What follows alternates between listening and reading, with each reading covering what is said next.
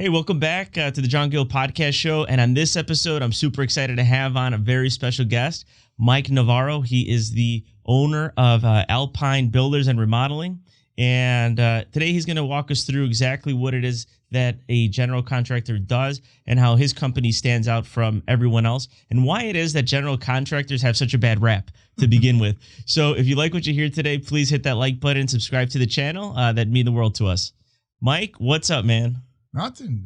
You invited me over here. I'm here, and here you are. Right? I'm ready to answer all your questions. I could start out real fast with the as far as what a general contractor is. They're dinosaurs. Yeah.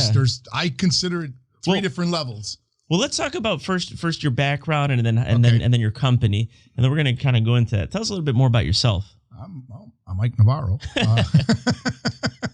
I was a general contractor for about I would say. Jesus, I'm going to say probably 25 years. It's a lot longer, but doing business the right way with licenses and all that. Back in the day, everybody was trying to do everything backwards, and I was probably one of those guys because the city with the permits and all that. So you learn the hard way, and then you adjust as you go. But I've been doing it for a while, and I was in real estate, and then I just focused more on construction, and then I built it from there, and we're busy like hell, man. Yeah, you say you were in real estate, but I mean, you did quite a few projects. Oh yeah, we did. We flipped. Oh God, we were flipping. I would probably say for sure over 100 flips, easy. I know I told you another number before, but I had to be sure about that. But it's over 100 flips. It was me and my brothers, Johnny and Eddie, and we did a lot of property. We were in Humboldt Park at the time when people weren't even down there, and we were in Wicker Park. It was a candy store. There was property everywhere. Yeah. And I learned a lot. I went to an office, Century 21 Salamanca. It was an Hispanic office, and I stayed there for a while. I learned a lot from a guy, Jose Salamanca, one of the old timers. Of course, yeah. We know. I learned a lot from that guy. That guy is unbelievable. Good friend. And then I from there I moved over to property consultants, and then I learned a lot from Bill Sen. That guy was something else. Should have listened to him. He was on top of it. He was in an area. He was already concentrating on Bucktown and Wicker Park way before anybody else was. Wow. At least in my opinion. I didn't know nothing about that area, and our office is only I would say about a mile away from his. Wow. But I believed him. I went over to his office, and I did real well over there. That is awesome. I see some of your projects still, every time I pass by Western and, what is it, Western... Armitage. Oh, the pizza Milwaukee. place. Yeah. I used to own a pizza place. I sold that. I see your buildings all the time because, they used to mention that those were your buildings. So you had a presence. I mean, people. Well, we had a lot of property. We had, we had a lot of property in Bucktown. We had a lot of property. We had at least, I would say, a good 10 properties in Bucktown, probably a good 10 in Wicker Park. That's awesome. And then we sold them prematurely. We should have held on to them, but we didn't. There was different ways of thinking with different people. That's just the way it was in that time. But it was still a candy store. Yeah. I mean, and Humboldt Park was going up big time. And we were even further than Humboldt Park. It was all the way down. You can go all the way up to K-Town. Really? Pulaski, North Avenue, all those areas. We were over there in Kedvale, Costner. We were buying 2-3 unit properties and flipping them. You pick them up for $59, $89. You flip it for $129, $149. You did the TLC on it. You can't put a lot of money into them, you know that. And people bought them. It was a candy store, but it is not like that no more. Yeah, well, that's a great story. Me. I always wonder. I mean, well, that was that. Yeah, I see a lot of the new construction, a lot of beautiful rehab properties, and you have to have a lot of courage to sometimes pioneer into certain new areas, especially when you're some of the first rehabbers. Back in the day. Yeah. No, not so much. You don't have to pioneer too much anymore. No, everything's already being. There's investors now. So many investors coming out of these real estate seminars and workshops. Armitage. Yeah, this was. I would say 10 years ago, you weren't passing up Pulaski. Now Pulaski is just considered Hollywood Strip over there. Keep on going. Go all the way up to Cicero, even further if you want. Exactly. City's growing, but there's a lot of opportunity. And only advice I can give you, you're a young guy. Keep buying and buying and buying and hold as much as you could.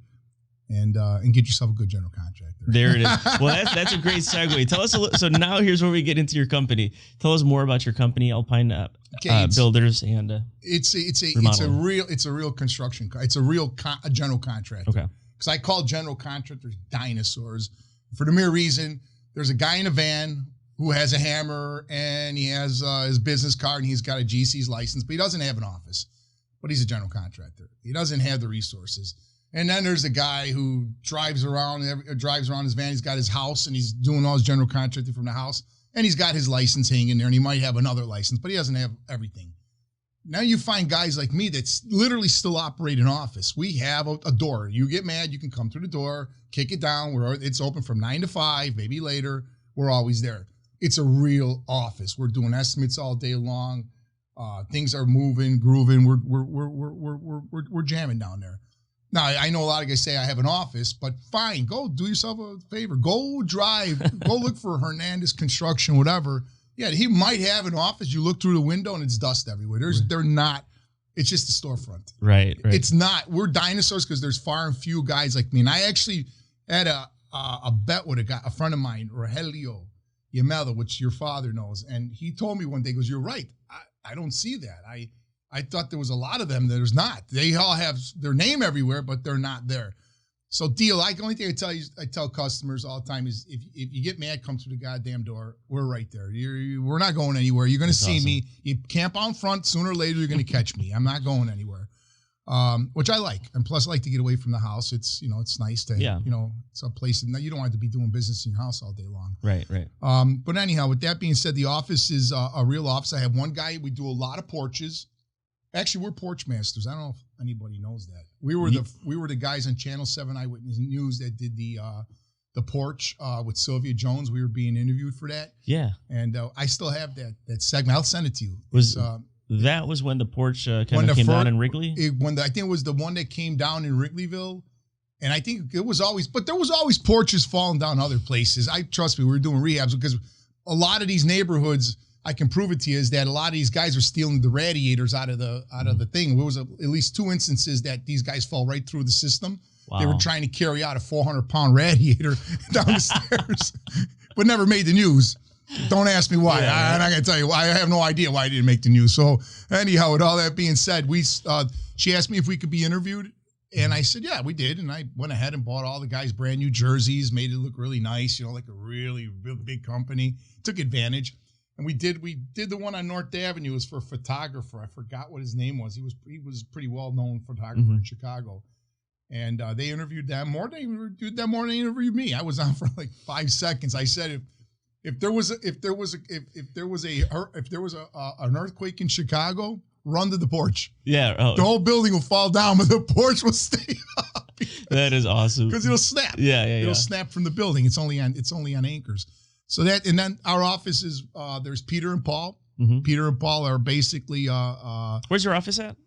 It's at 4604 West Lawrence Avenue. Perfect. We've been there for about I would say in that office about good 7 years, probably 6 or 7 years. Yeah. So I got Peter and Paul. Those are my right hand men, along with Mitch and Jack. There's 4 of us, and everybody has a job. Jack takes care of porches only, nothing else. So when because it gets too confusing when you got one guy doing all kinds of shit, and then all of a sudden it doesn't come out right. So Jack handles porches only. He doesn't know nothing else, and he'll do demolitions for us. Mm-hmm. So when I say demolition, I mean gutting out properties. Okay. He'll put the crew in there because he can handle that.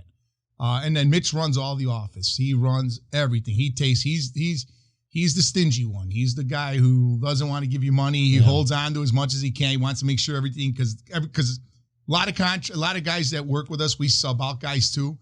And as soon as they got a nail in the roof, the last nail in the roof, they got their foot in the door. So they got their hand in our door looking for a check, and they're still putting the last nail. That's the worst, yeah. It's the worst. So Mitch gets mad all the time. He's like, no, I want to see it. We need to inspect it. So he's always on top of that. And he runs all the office and all the files and all that. Mm-hmm. And then my wife will come in once in a while, and she'll take care of inputting files for us, and then she'll take care of other things. And then when she can, because she takes care of the kids, and I appreciate that a lot. But other than that, we got a good team. And then Peter and Paul, they're the guys who really know their crap. I mean, these guys are good.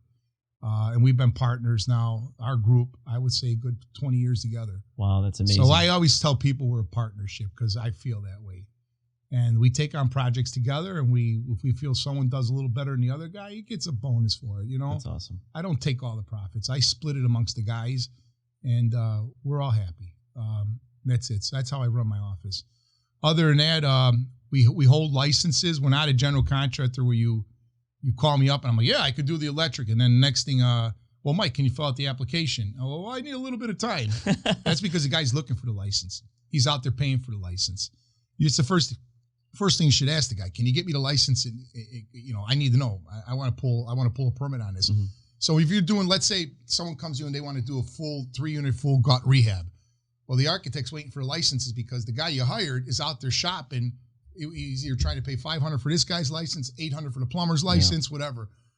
We do use a real plumber. It's the only 2 licenses I don't have in the office are electrical and plumber because I'm not big enough to keep those guys that busy. I mean, these guys make good money, and I call the plumbers are the prima donnas of the business. Simple as that. There's no way you're going to hold someone's plumbing license and work specific unless you're Pepper Construction. Yeah, that's the other tier of guys. That's the third tier. Those when you start dealing with guys like Pepper, and those guys have full offices and all that. We're the dinosaurs. We're in the middle. So Pepper is for the audience that doesn't know. They're doing more skyscrapers, more downtown. Yeah, they do roads. They do highways. They split it up with Kenny Construction, Novak Construction, Pepper Construction. That's all union. That's way out of our league. Got it. We don't. We're not, that's we can do. I mean, if you give me a shopping center and it's a rehab on it. Yeah, we come in and redo all the commercial space. We could do that.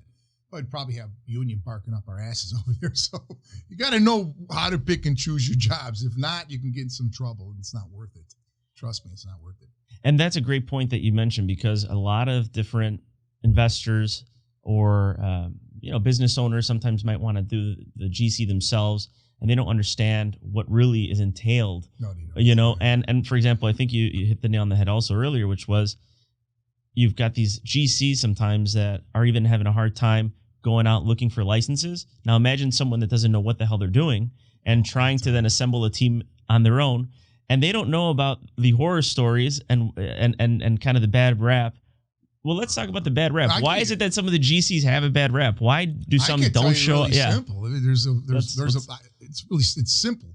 First of all, check your GC out. A lot of people I could tell you that I'm gonna go back here a little bit. I can tell you that 25% for sure my business is from people who hired their bad GC. That is a fact. Actually, I'm working with the company right now, Constructive Renovations. Yeah, they are a legit company in Chicago. They're here and they're doing things the right way. They run a tight ship. They checked us out. We got vetted by them. They're good people to work for. We're getting some projects from them. We've done a few already, but nothing major. We're getting to know each other. We're courting each other. But those guys, unlike anything I've ever seen before, they literally come and take it serious. There's this guy, Rob Leach. He looks at everything, and you can be smiling with him at one time, and if he sees something wrong, he's going to tell you. You don't have. He doesn't put up a front. Yeah. But other than that company is I wasn't going to go visit them at first because I thought it was one of those. What do you call those? When they want contractors to come work for you, and then you start paying them for the jobs, and what do you call that? I forgot the name of those companies. Kind of like Angie's List or some crap like that. That's a bunch of bullshit too. Actually, people fall for that crap all day long. Well, let's talk about that. So you're saying Angie's List is another. So how does someone actually find a viable and good contractor? You said check them out, check out some of their work. Go check them out, man. I mean, meet with the guy. And then, so Angie's List isn't cutting it out. Yeah, there's a lot of them. Yeah. And remember when that one first came out, a whole bunch of them start coming out. Right. What they do is they sales pitch you. So we're going to send you a whole bunch of them. So actually, one of the guys in our office, Pete, was involved in that. Yeah, they send you a whole bunch of stuff. You're wasting more time flying around the city. And they're going to send, I don't know how many guys they send to one job, but you're bidding it out. You're flying around. And some of these guys that they say hardwood floors. These guys are living in an apartment. Their van is outside, and they got hardwood floors in the van. It's not a real company, right? And these people believe, because I know guys that are on Angie's List, and I know who they are. So it's okay. They got a GC's license, and they got insurance. They got a good face. Yeah, they present themselves well. But what's the real deal? Yeah, when you start digging, you realize it's So that's the way to do it. Just like that lady's got that show going on in Chicago with that. I don't know how to say that Contractor. Man, if you can't read through the lines on that one, you got to be soft. Really? So what are you saying? Get into that, no, yeah. So my brother turned me on to that show. Okay. That I mean, come on. You come down to Chicago, get a real contractor. Get someone who knows the codes. Like we got our guy Pete, you know, he knows all the codes. He knows everything. If he doesn't know, he finds it out. I never steer anybody wrong. If I tell you it's going to be that way, it's that way. There's always bumps in the road in this business. You're going to get pissed off here or there. And I tell the people, don't get stressed out. Give me a phone call because everybody's a contractor. Everybody's a goddamn contractor. When you think you satisfied that lady with her bathroom, her cousin comes over, her nephew comes over, and he finds something. It's never. You could be sitting at a barbecue, and you could. That's the reason I never recommend. I don't like doing business with friends, and I don't like recommending contractors as friends. Why?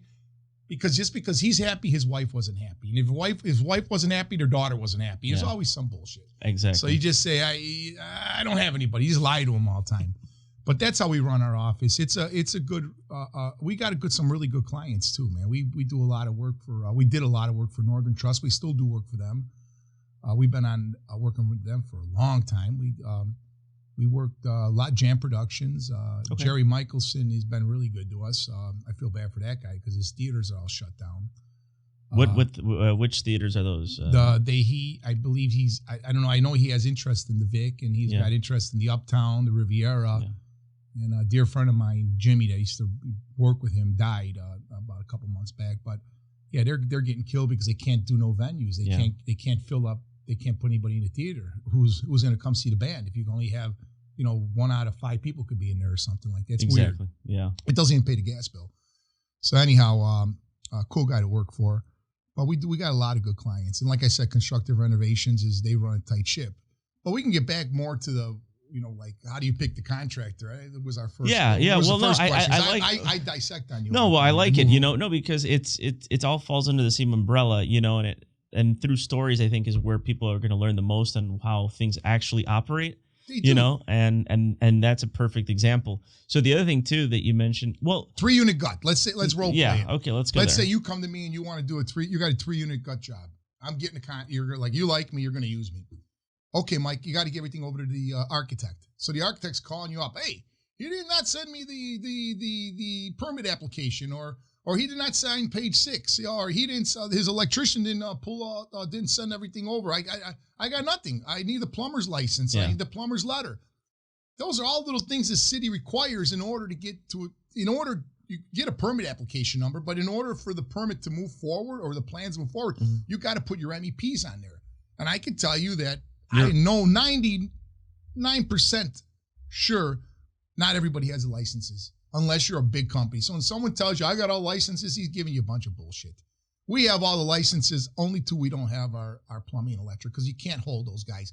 So it holds a project back. And I can tell you if the guy's not legit, you should check him out, man. You go to his office and say, hey, can I, or if not, get a copy of his damn license and say, you make sure he lives. So if you got a problem, you know where he lives. Exactly.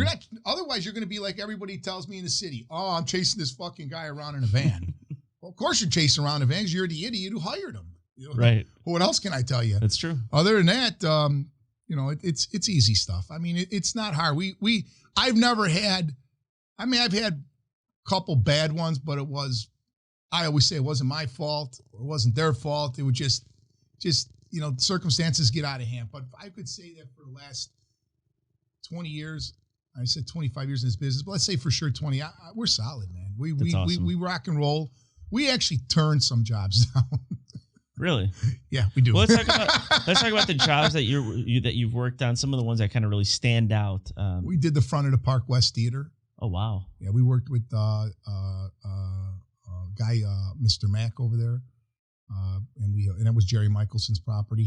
I think he owns that property too. Huh. And we did that. And he was hands-on that one too. He came out, told us what he wanted, and he changed some things up, and we did what he wanted. And it was easy because there was no stress. That was a stress-free job. We've done the front of the Riviera. Everyone thinks that's all brick up there. Yeah. That's a mural. In Uptown. No, in Uptown, yeah. Right there front on of the Broadway Riviera. and Lawrence, right? Yeah, back in the day, that was a place to go, let me tell you. Huh. But we did that one, and we did, oh God, I got so many of them. We're working in Wicker Park. We're doing, Bucktown, working on a 4-unit building on 2016 North Winchester. We're doing a 4-unit gut job over there. Then we're doing some stuff in Wrigleyville. I believe it's Wrigleyville. We're doing another one 14, 26 So you guys are keeping busy. I mean, we're busy. Yeah, man. you're We're turning rolling. down. Yeah, we're rolling. And why is it that the frustration that I see the most is that The bad contractor. Yeah, the bad contractor, and not just that, but also that the city just drags their feet. And you hear that the inspectors are also sometimes a pain. You got one inspector saying one thing, and then say you've got your framing inspector comes in, and then another inspector says another thing. How do you attack that? I mean, is it those are okay? That's easy to answer. We do get clients that those are jobs that we pick up the pieces on.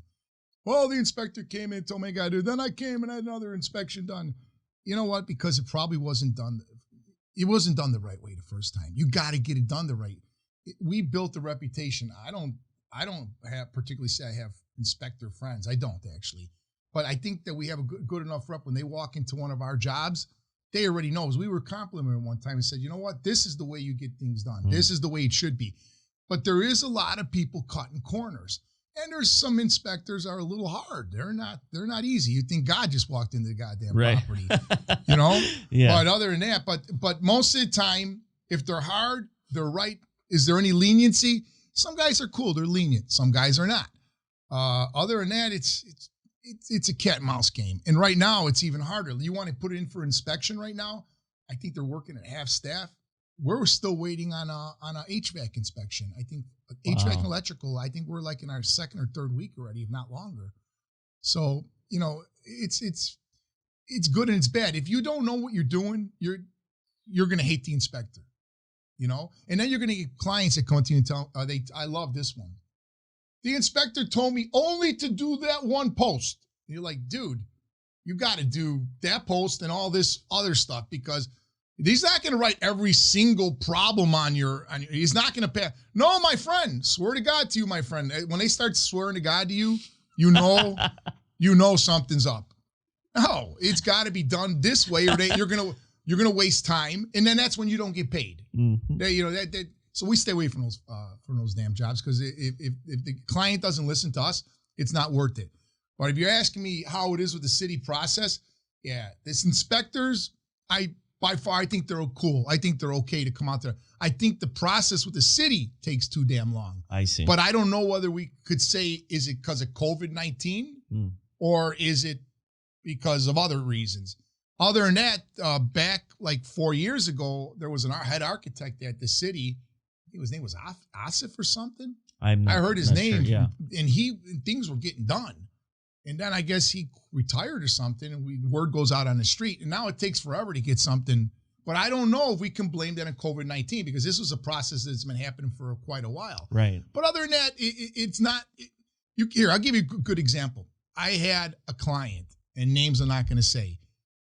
And I'm like, he goes, I'm going to call the city up. Well, go ahead and call them up. Do what you got to do. And then he calls us. He goes, I can't get in touch with nobody down there. And when I find somebody, they tell me they treat me like shit or something. I'm like, no, they're being nice with, but they're not directing you in the right place because they're not going to do it.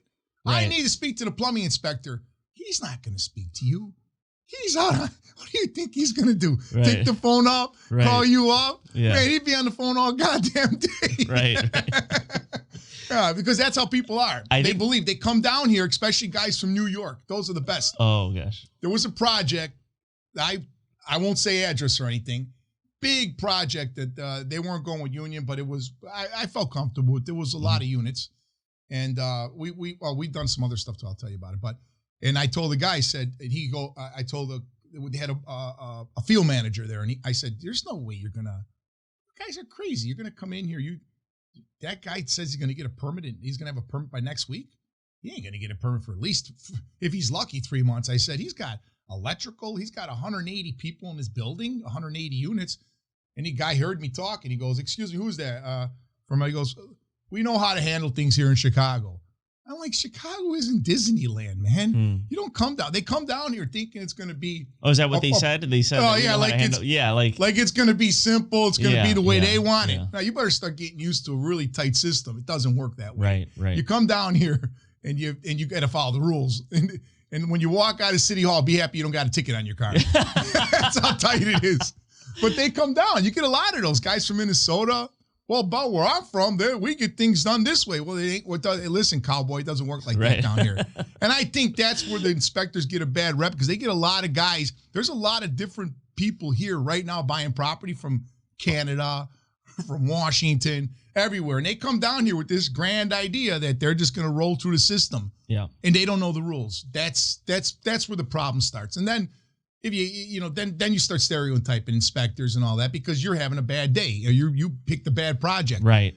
It's a fact, actually. Yeah, and then the inspectors are at, one site, and they've got an investor that's lying to them, and then they go to the next site, and then there's another one that's lying. So they're already they've put up a guard, and I can understand their point of view also. It's not just one sided. You got to check out your contract. Yeah. You tell it, and here's another thing too. I could tell you, a lot of people, and I don't want this to be the old cliche of good guy, bad guy, or better price versus get a fair price. When you start, here's what a lot of guys do: they come down or they're here, and I see it. I even know big time guys that still do shit backwards because they're not going to change in their ways. They're going to keep doing it backwards no matter what. But if you get a contract, okay, you have a contract. And you go back and beat that guy up. If it's a fair enough contract, because you got a number from someone else, and then he showed that number to the other guy. So you're the first guy. You're the first tier. Second tier is a little lower than yours, and third one is lower because they all see the numbers. Right. And then that guy gives the investor a number, and he comes back to you and says, "Well, that's what I got." And you're beating up your contractor now. You know what? That's failure for success. That's failure for success, or how? Yeah. It is because you're already setting the precedence, and you're already putting your contractor behind the cart already. Your horse should be in front of the cart. So you're already making things go bad. You're already tightening up the budget. You're tightening up the numbers. He can't survive. And if he could, it's too tight. And one fucking mistake, he's gone. And you're wondering where he's at. Because you already put a noose around his head. You just didn't pull the plank yet. But that's what happens because some of these contractors get so desperate, they'll take anything just to get that check, thinking they start fooling themselves that they can get the job done. They know down deep it's going to be tight. Yeah. And then one little problem, the city inspector comes in and says, "Hey, you got a ticket because you didn't have a fence up, you didn't have a porta potty there. I don't know what it could be. It could have been because you didn't sit on top of the roof the right way. I don't know what it is." Right. All of a sudden now you're going backwards in the job. And then your contractor, once he starts losing money, he's basically, you should see the tail of the signs. They're right there. But most people, and I hate to say it, idiots, they avoid the signs. It's like you have your building and you see it going backwards and you're arguing with your contractor for 6 months. There's got to be a reason why. It's always about money. Is he complaining about a budget? It's always about money. It's always about money. Absolutely. But if you have a good budget on a project, you should be okay. If you think to pay someone 10 to 50, you know what the difference is in contracts that we see?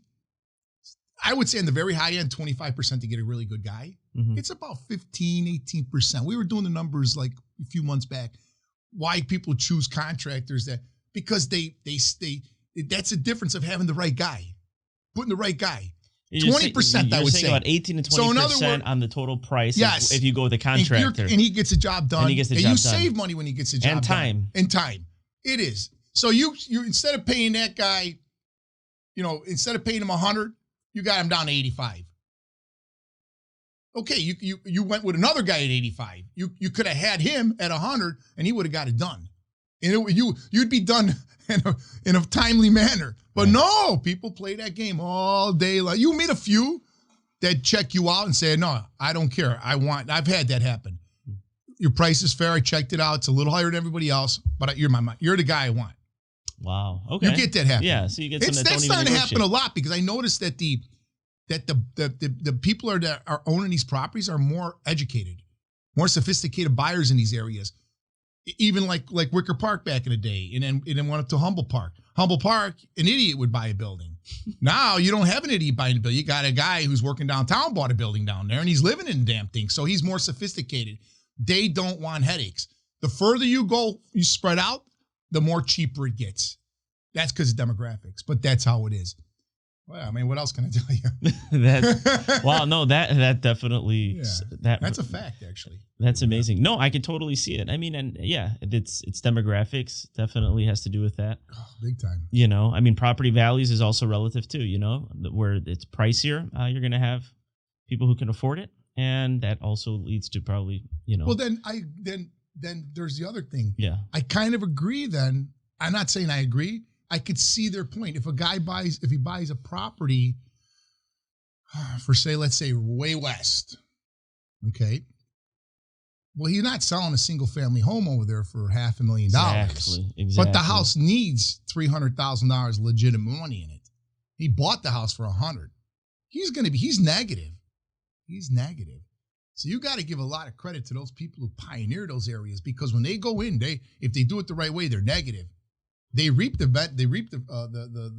fruits when everything changes, but they did it the right way. But there's other guys that can't, because there's no way they'll be upside down. An investor will be upside down. He's going to have to cut corners. He's going to have to do shit without permits. He's going to try doing shit that he doesn't want to get caught doing. Right. I mean, that's the only way to make the numbers work in those circumstances.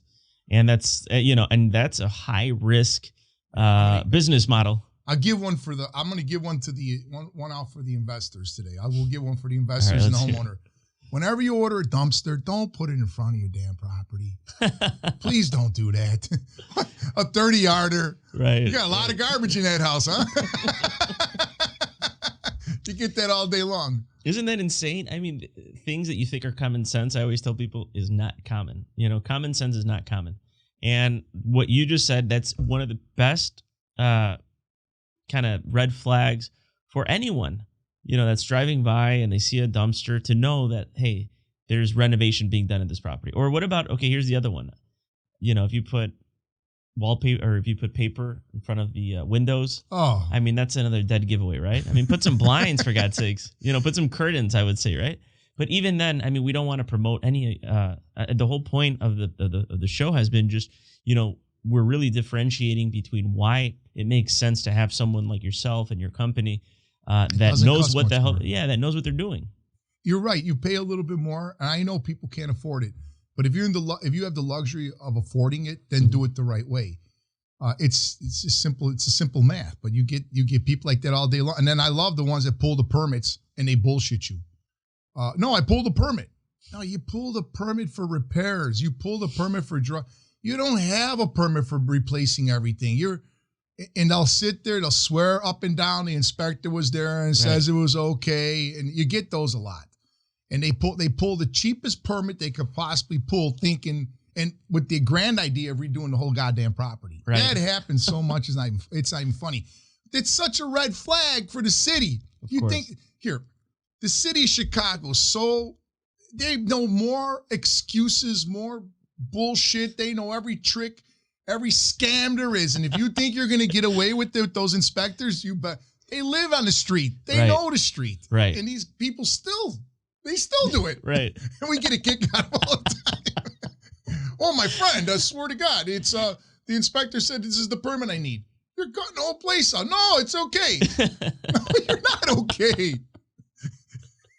Unbelievable. And I see it all the time. It's ridiculous. It's ridiculous. There's one that's apart from what we're talking about that I see that there was a mistake. And I don't know if it still happens. And I just got one about, I would say 3 months ago. Tell people when they buy a building and they buy a 3-unit building, but it's got a cheater in there, you know, and it's a cheater. You're saying the garden unit that's been turned into an apartment? It's not an apartment. City makes you deconvert it. And I've seen so many people go almost belly up because they really believe they bought that. And they weren't even explained the right way. I don't even know how they can get past the closings. I know they give you a cert for you get the certificate. Yeah, but sometimes these people think they're buying 4 units because it's got a little cheater in the attic. And I'm like, well, no, I bought it with 2. No, you didn't buy it. You bought a single family with 2 cheaters in it, actually, one in the basement, one on top, and they lose it. And then another one is the enclosed porches. If you buy a building with an enclosed porch and the city gives you violations, got to be torn down, you can't afford it. It's too fucking expensive. I mean, let's say it's a 3-unit enclosed porch. The city has codes That's like 20% new construction. There's drywall in it now. It's insulation in it. There's What's something electrical like that in going to run possibly? You're better off tearing it down and just do tear it open down. porch. Yeah. There's no other way. You're not going to be able to rebuild it. Yeah. I had actually a conversation with an architect about that yesterday, and he said really? the same thing. He said the city right now, they would love, not that they would love, they are requiring to, have them exposed rather than enclosed, because obviously, for one, it makes it more difficult to actually see what's going on in there.